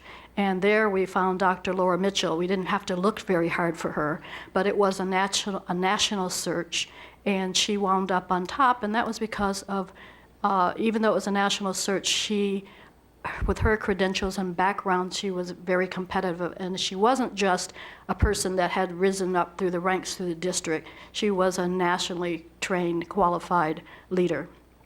In terms of our diversity, though, over 40% of our associates are women and minorities. And then if we talk about the pool of candidates that we attract, we also have a very diverse pool of candidates. We are able to have, of the people who actually apply for your position, we get on average 70 applicants, 70 completed applicants. Now that's not just who applied, but those are the people that actually went through the process with us. So we have well over 70 people who actually apply. And the strength of that too is with our firm is that we maintain really good communications with the candidates. And so that keeps them interested in the position until we've completed the process. Another interesting fact, too, that you'll find about Ray and Associates is that this is their full-time job. They're not doing anything else except candidate recruitment. And we also go to a number of national organizations such as the National Association of Black School Educator, NABC, and ALAS, the Association of Latino Administrators and Superintendents, and we also attend the American Association of School Administrators, and that's just the leading organizations, and we're very well known there. And we'll be at those this October and November there. Let me talk to you a little bit about the process. That's on page 7. This is your process, not ours, but there's certain things you want to be able to have done in this, and we will get to that. Obviously, the board input piece is very important. The profile development, the team's going to talk about that. That's one of the things that I think that this firm rises above any other firm. We've always believed in engaging as many people in this process as possible. And, you know, the challenges, superintendents will kind of come and go, and board members come and go, but the district is still the district, and the city is still the city, and it's not going anywhere. And so it's important for us to be able to get to know the people, you know, in the community, staff, and know the challenges. We do have a full-time staff. We have 5 people that are full-time in our office. So that part of the reason why I mention that is because some firms may not have a full-time staff. You may get an answer machine, or you may get voicemail. That's not going to happen with this firm. We're in the people business, so we've got to talk to people and answer their questions about the process. The board input. So in being your process, that one of the first things we do is when we're engaged, we will actually conduct individual interviews with each one of you, with a series of questions and conversation that will help us shape the profile of the candidate you're looking for, as well as shape the entire process as it relates to community participation and input. And we find this extremely important and very, very valuable. You will determine who are the stakeholder groups that are convened. The guess is, in a lot of cases, is that you will do some, you know, you all come types of meetings, but we also are very interested in meeting with specific constituent groups. In Cincinnati, we did specific groups and then one large meeting, and we did 16 of those in 2.5 days that took us everywhere from the leadership to, in Cincinnati, it's the chamber, and it was the education committee of the chamber, all the way to students, and include neighborhood organizations. In this case, it could be your neighborhood commissions. And you all have your own constituencies, and we do know that. And so it would be those specific groups. So we want to do it in some cases in smaller groups where people are freer to talk. We want to do it where we can hear from large ones. And we want to do it by the communities that you know that we need to touch. And that can only come from you. You'll also determine, beyond the stakeholder groups, you'll determine the timeline for this.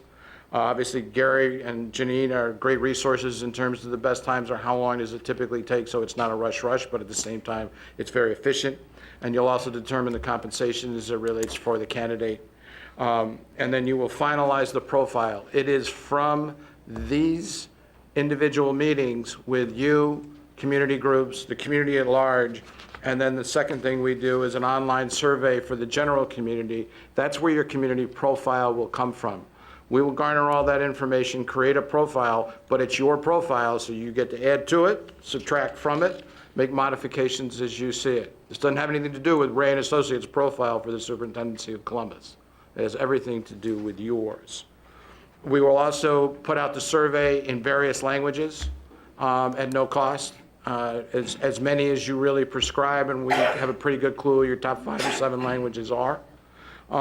It is definitely research-based. It's based on 30 characteristics and members of the community going through and picking their top 10 of the 30 on a continuous basis. And I think in your packet are actually some samples of what the questionnaire is. And then the last piece is we will collect at every one of these stakeholder meetings a set of comments, and that will also foster the development of your profile. And Janine and I actually did most of the groups in Cincinnati together, and it was a marvelous learning experience, and I think the board gained a great deal from a listening standpoint as well as a directing and guiding standpoint. We tally the information, you determine the characteristics, and then you determine the open public forums. Janine, is there anything else you want to do? Well, I think just to give you an example of some of the community forums, they were held in places like churches. They were held at the Urban League, Cincinnati Urban League.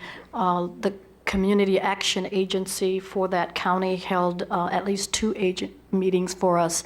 And each time we had a different group of folks there. Also, the Ministerial Alliance hosted us on 2 occasions. So it was very, very open to the community. But the survey is something that they really did appreciate, that they could go online and complete the survey, because as you know, there's still a lot of people that can't come out to these meetings that we set up. Yeah, it's important for them to know that we're going to go out in the neighborhoods, and rather they have a place where they got to come to see us. We found that to work real well. I'm just going to kind of wrap this up because I don't want to run. I want to field your questions and be respectful of your process here. But the recruitment is probably building the profile and recruitment and investigating candidates are the 3 best things we do. And being able to recruit large pools of candidates is extremely important, and going out and aggressively recruiting rather than wait for people to apply.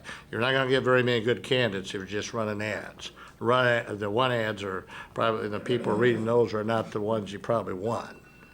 And so that's something that we really will be able to do and get you a good cross-section of candidates. Let's talk a little bit about the, what? Could you begin to conclude, please? Oh, I'm getting ready to wrap. I didn't hear the bell there, so I'm sorry. But anyway, investigating candidates, I'm going to wrap this up, is one of the things that we will do, making sure that we use all the engines that you need to have out there on the internet. But they will be who we say they are. And we will help you put together the interview process and bring the candidates to you in a method that we will be able to build consensus with you. We have a consensus building instrument. And one of the things, the last thing I want to say is once we're done with you hire the superintendent, we're still not done with you. You may be done, but every year we will be checking in on you and the superintendents. We have a survey the superintendent board fills out on a regular basis, and that will continue at no charge as long as the superintendent is here. Thank you. All right. Thank you very much, Mr. Ray, for your presentation. Are there questions from my colleagues who'd like to begin? Mr. Peretti? You know, we've had a lot of success these last 3 years with Dr. Good and his team at the helm, whether it's third grade reading guarantee, closing the achievement gap, graduation rates. These are really important. And they're unique to Ohio in some cases and not unique to other states. So I guess my question is, when we are doing a national search and you may be looking outside the state of Ohio for potential candidates, how do you sort of get a feel that these potential candidates are going to be able to hit the ground running, understand the different metrics and different things that we're using in the state of Ohio to measure success? How do you get a feeling of that so we get a good fit and they can hit the ground running? Track record. What have they done in their current job and what have they done in the past, and what's, you know, they may have raised student achievement in their current district, but who was actually doing that? Maybe that was going on when they got there. But what did they do in their previous jobs, and what's been their track record, and what's been their successes along the way? And see, once we do that profile and we ask, and we're going to ask you some pretty pointed questions. For instance, what do you see the challenges of the district? You know, what are your expectations of the superintendent? The kinds of questions we're going to ask you are the kinds of questions that candidates will be asking us. And we want to be able to deliver that answer in such a way that we're open and honest. Also, even though we're a national firm out of Cedar Rapids, Iowa, we are very well versed on Ohio laws and what the trends in the education community are.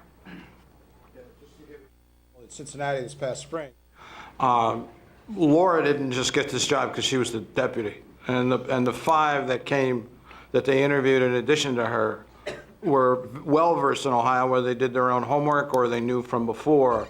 I will tell you that 4 of the 5 that were interviewed were actually there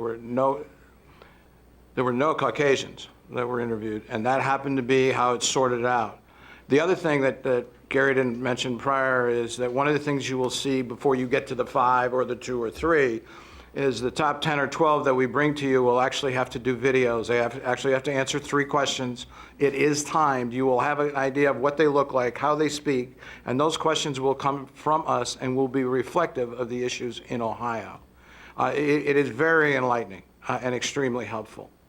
So those are just a couple of things. I think this is more than just the experience speaks for itself. This is firsthand things that at least what I saw in Cincinnati was not only familiar, but was exactly on target about Ohio, even if they weren't from Ohio. See, the Council of Great City Schools that we did last year, we did Hawaii as state superintendent. The challenges there in Hawaii is a lot different than when I did Detroit last year versus what's going to be in this district, or Guilford, North Carolina when I did that search. So they're all, and Mo Green was there, so they're all different. Okay. Thank you. Yeah. Mr. Vice President? Thank you, Mr. President. Thank you so much for coming out this evening. My question is around going back to the diverse talent pool that you guys plan to engage and say you have in the till. You mentioned throughout your presentation a great deal about planned action for recruiting non-traditional candidates. Can you talk a little bit about that, tease that out for us, give us an idea of that perspective and how you incorporate that? You mentioned a lot of that in your proposal. Point of clarification, do you mean non-traditional as in terms of a hybrid, maybe someone's coming from the business world, or do you mean diversity of candidates? Well, Ethnic diversity. I'll read from your proposal. Okay. In recent years, our firm has been asked to recruit non-traditional candidates for some of our client districts. Reasons often stated for this are as follows. Accountability is the serious issue. Non-traditional leaders are less likely to hire underachievers, and I'm kind of paraphrasing throughout this. Non-traditional leaders have better working grasp of the application of resources. Non-traditional leaders are more data-driven. Traditional educators often steeped in pedagogy and fail to embrace change until mandated. So this I think stuck out to me. Yes. Sure, I can Quite respond. a We've bit. done a lot of what I call non-traditional / hybrids. Hybrid, somebody that's been from a different background than the traditional education, and then they've gone back into the schools where maybe they've been in the business world or something like that. We've placed quite a few of those. I mean, I just give you an example. Some districts say they want it, and then when we recruit them, they don't necessarily hire them, but they want to take a look at them. And some places they do. When I did Broward County, Robert Runze's there. I mean, he's an example of running a nonprofit, and he's doing really well there. Mo Green's another person that we recruited in Guilford County, Knox County. Jim McIntyre came out of Boston, and he was a non-traditional type of person. I did the Oakland Unified a number of years ago. They wanted a non-traditional. They hired him. So we're familiar on how to do that. I mean, I can give you a laundry list of those, but we do have databases, and they're fresh.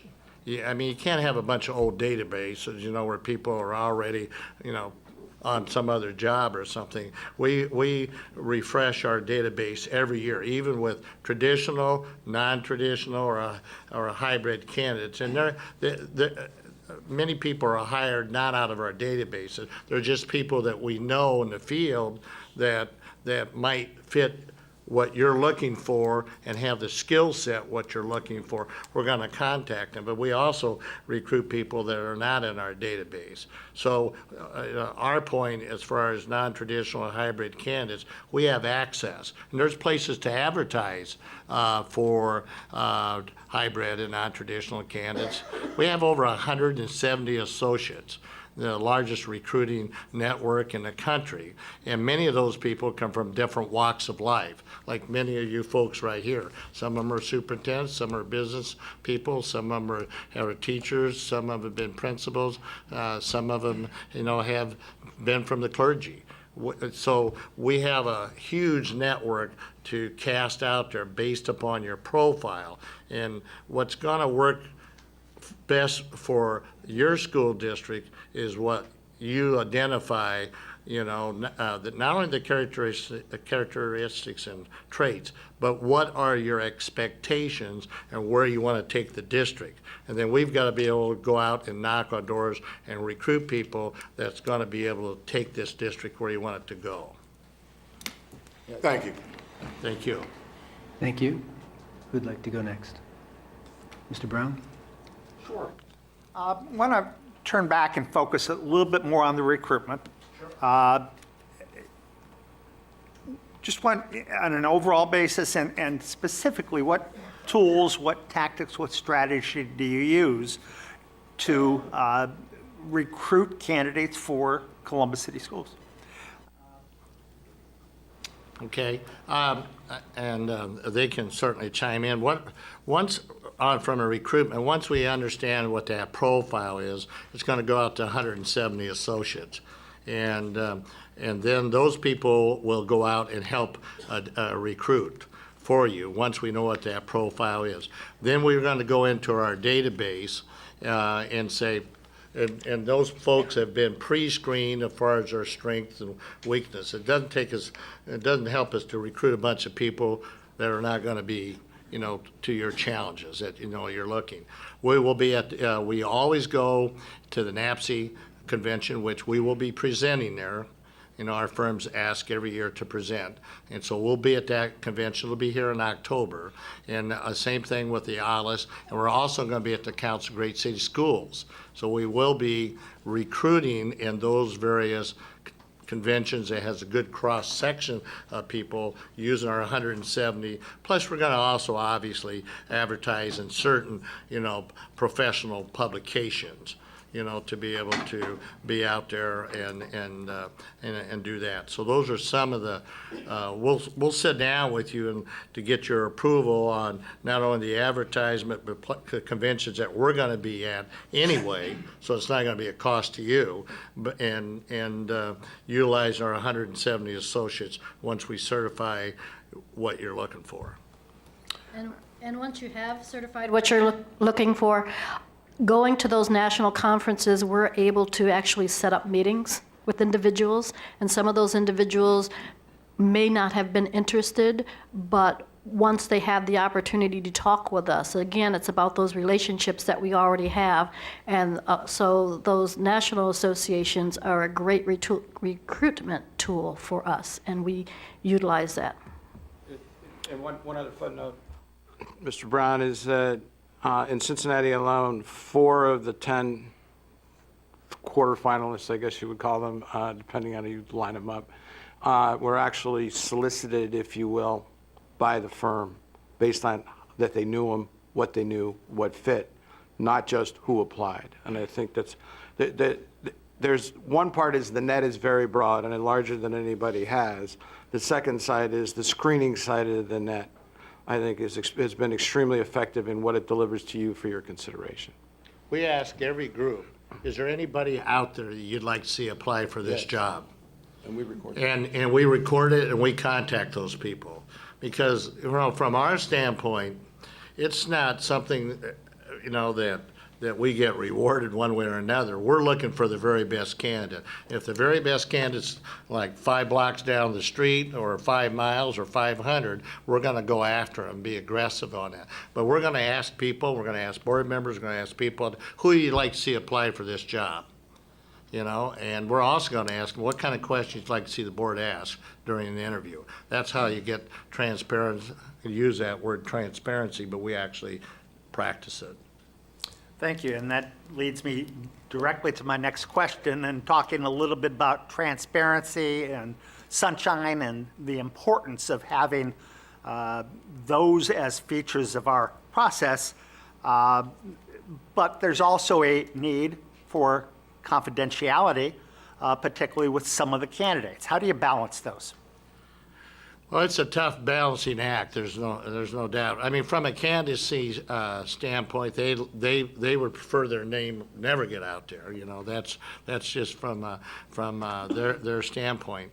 I think when you get down to the top candidates. And when I mean top, I think there can be some interviews with, maybe your top 5 or 6 candidates in that stage. But once you get beyond the top couple candidates, and I'm familiar with your law here, is that I think that most candidates are okay being exposed out there if they're one of the top couple candidates.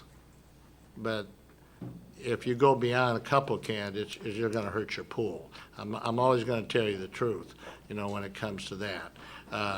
Most candidates would prefer not to have their name out there, but I've done enough of these searches that if they've got a 50-50 chance and it's a level playing field, they're okay with that. But the more exposure the name is, the fewer the candidates are going to want their name out there. And there will be some candidates, and anybody tells you something different, they're not telling you the truth. If their name gets out there at all, they don't want to apply. I mean, that's just the way it is. Thank you. Thank you. Who would like to go next? Let's go to Board Member Hudson. Thank you for being here today. I want to turn to your fee and the fee structure. So you have we do. I know. No. Well, unless you want to do it for free, then we'll be sure to score it that way. Sure. No, that's fine. Yeah. So if you could please tell us a little bit about what's included, what's extra, and what kind of total expense we could expect to incur. Well, as we outlined in our services, the $38,000 covers the beginning of the search until the superintendent's hired, including any background checks. All that is included in it. In fact, anymore, what we're doing when you get down to the last 2 candidates, we, depending on where you're at in some school districts and some states, the district itself has a criminal background check and financial background. We will do that on your top candidates as well. I mean, we'll do a professional background check on everybody, and that's including our fee. That's included our fee. Didn't used to be, but I just soon put it in my fee and do it because we have an obligation to make sure the candidates are who they say they are. And we've been in business for 43 years. I'm planning to be business and longer, than that. So the flights and travel, we estimated roughly because we got a lot of local folks close by that we can utilize to hold down expenses. And I just estimated that based upon, other searches. It doesn't take me long to fly here, so it's real quick. So I estimate that to be about $5,000. For the whole thing, and then total was 43.5. If we can do it cheaper, we will. But I will tell you, we're not going to shortcut anything because this is too important, to do that. And even if I have to eat an expense, I'll do it just because I want to make sure we do it the right way. So that's the fee itself. Thank you. Yeah. Board Member Gibbs? Yeah. Thank you so much. And I see you have an extensive amount of experience with a lot of searches for a superintendent. So my question is, even with your protocol, your plan, your recruitment, plans don't always go as planned. Can you tell us about a time where one of your searches got off track and maybe got away from you? How did you bring it back, and kind of what process did you use?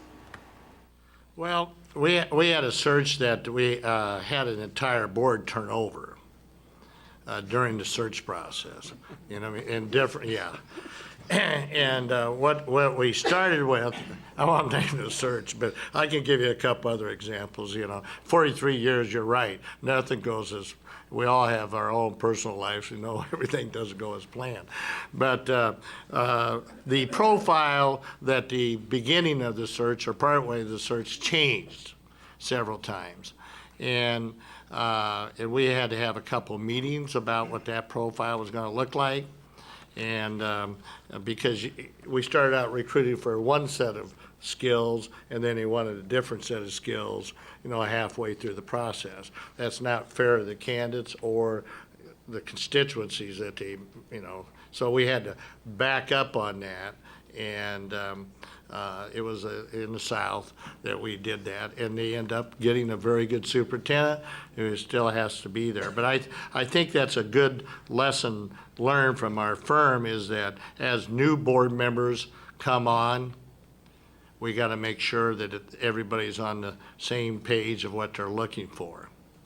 And I know, and that's critical, because you have a vote at the end, and whenever the end of the process, those people are responsible for hiring that superintendent. Our firm hasn't hired a superintendent in 43 years. We're not going to hire yours. You know, that's not our job. Our job is to get to the very best folks that are out there that meet the challenges of the position, you know, for 2017-18.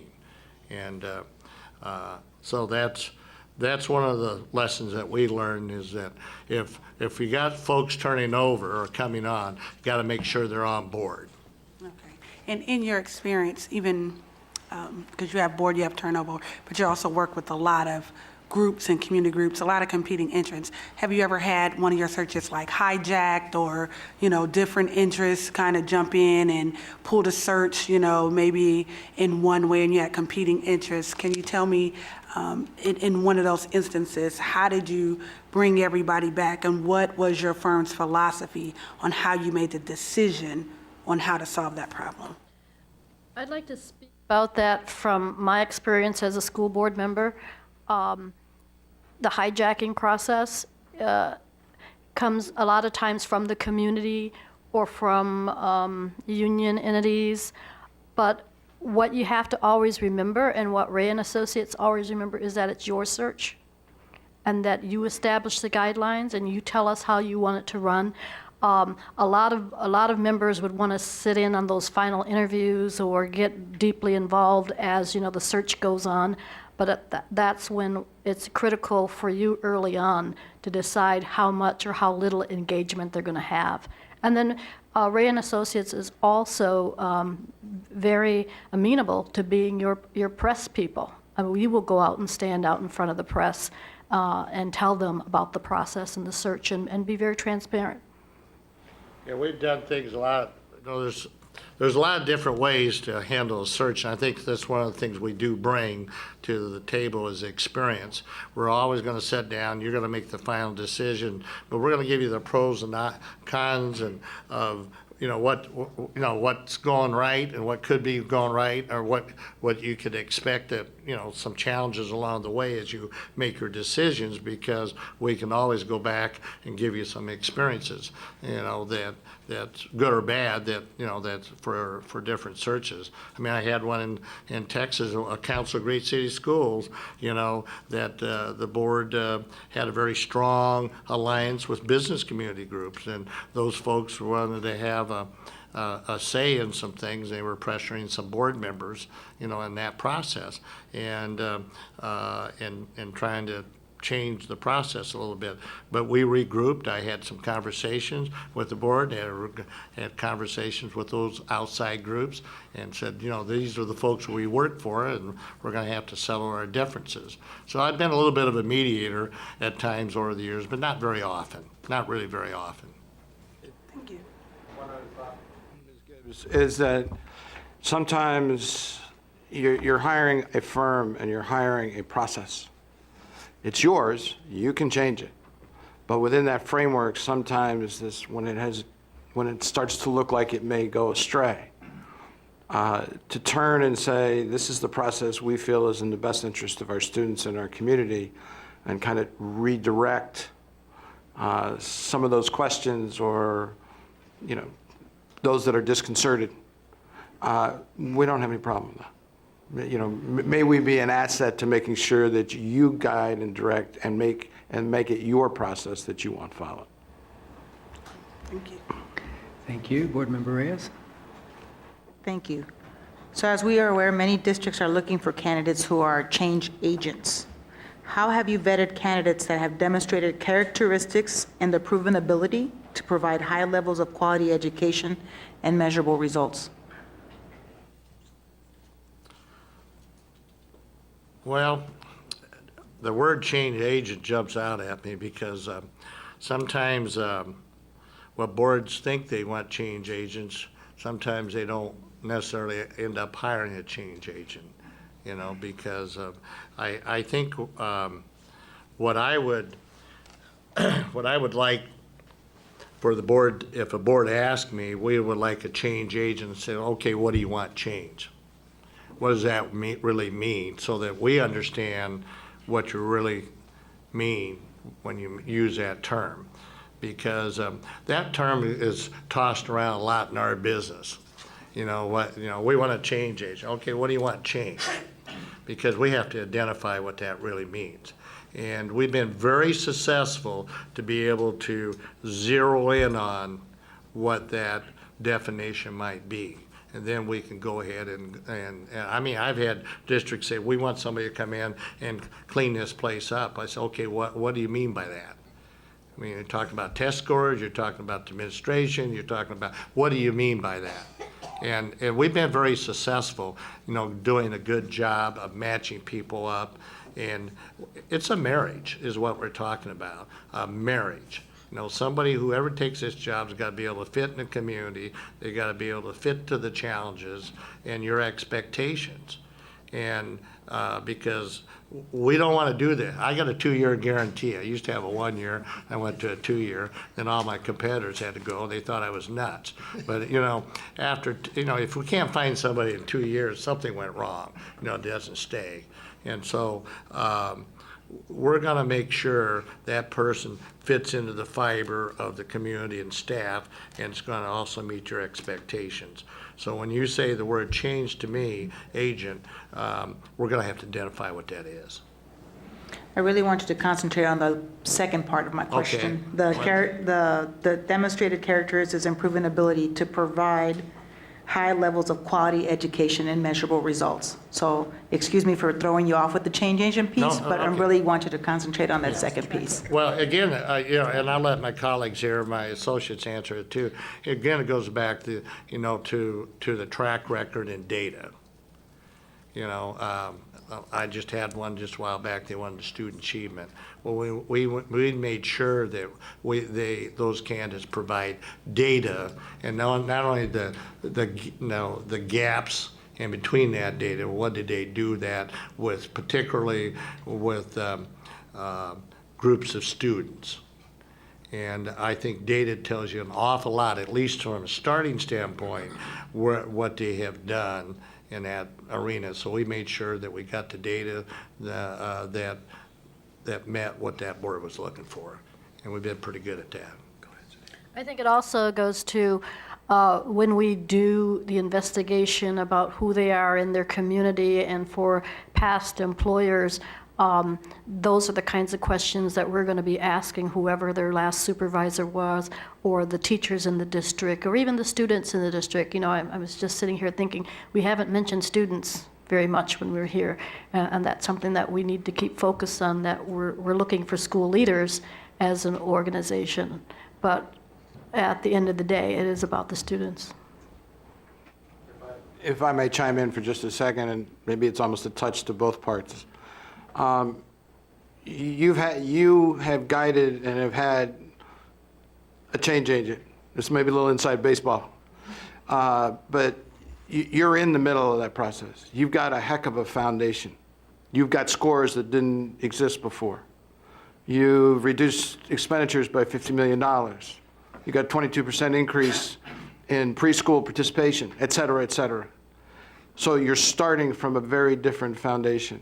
So when you talk about measurable outcomes, whether that's for attendance, graduation, student achievement, closing the gaps, et cetera, you're starting from a different standpoint than you certainly were before. And what I'm going to say is that will shape who we recruit.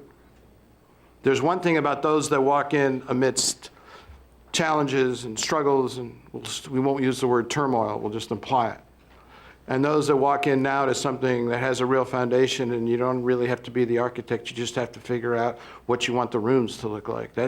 Those are the kinds of people that will have to have had that experience.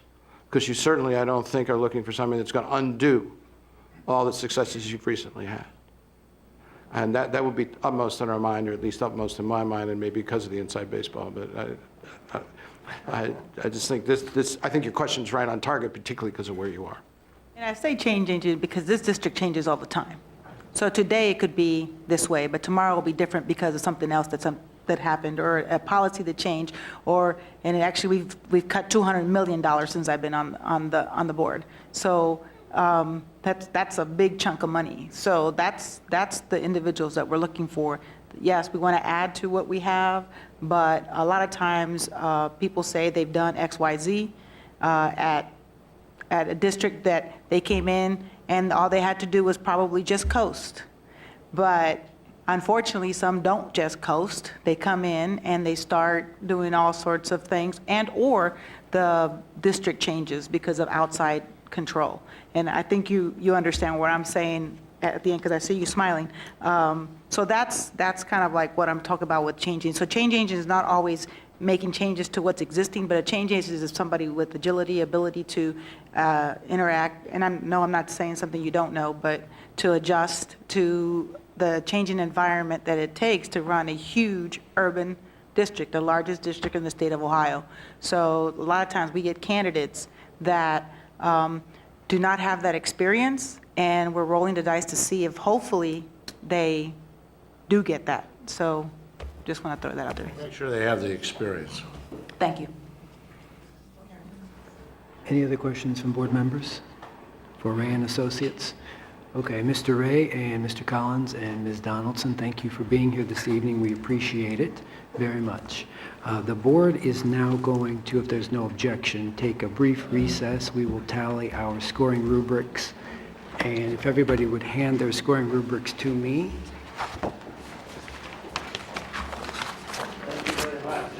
Thank you. Thank you. Appreciate it. Thank you all. Yeah. Look forward to having the opportunity.